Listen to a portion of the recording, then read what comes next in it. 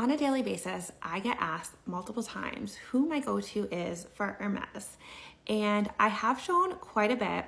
And there's 3 sources that are my absolute go-to for that brand. But there is one who just stands out a little bit more. And it's because of the way they provide their service. It's definitely white glove. They help you pick out the leather quality, the leather, whether it's imported or domestic, the type, the color, the hardware, the size, the bag. You name it, everything is possible with them. And they are craftsmen. They make their bags. They know what they're doing, just like it's from the boutique. And I will say it does come with a price tag, still pennies compared to what you're paying to shop at the boutique, just to be offered to spend another $20 to get the bag. So I don't want to really do that. And although I don't own one to really compare, I do a lot of research, and I feel like the ones that I've gotten from him, I would proudly walk into the boutique and wear. And if you're going to be buying a bag from this brand, you want it to be the best because it's expensive, it's exclusive, and that's what you want. I'm going to show a bag I showed in the past. It's by far my favorite. It's Togo leather with veining, which is not always on the OGs, but it's special when it is. So I wanted that. Palladium hardware, size 35. And I don't know if I already said it's imported leather.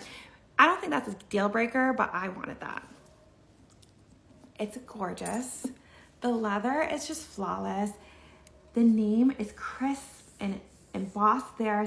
Stitching is bigger and not completely straight because it is hand stitched. That's what you look for. The leather smells incredible, like nothing I've ever smelled before. Stitching throughout is just flawless. And every so often it can be thicker in some areas, and that's because it's hand stitched, not machine stitched. The inside is also all leather. It does have the serial number just like the OG in the same placement. And also the engraving here, this is palladium heavy metal, a heavy, nice bag. Peter, who sourced this, also sent me a bag that cost $99. When you think $99, I don't think, wow, that's a deal. I think, wow, that's probably not good. And I'm going to say probably anything under $400 is probably the same thing because this leather, this craftsmanship comes with a price. So if you're buying a bag for $99, think of the cost of shipment, the cost to make the bag, and the cost of the material. And you need to make commission or a profit for the person selling the bag. So I got a 25, same color. It is leather. It is not Togo, but it looks just like Togo. Let me show you. 25. The leather color is different, but that's not huge because each cut of leather can have a different type of color to it. This feels like plastic, so it looks really nice, but this feels like plastic. The engraving's a bit smaller, which is also not that big of a deal. This is not very crisp.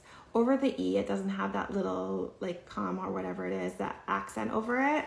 The leather feels okay, but what he told me is this is like a plated leather, meaning the top coat is leather and under it is basically like crap. So that's the difference.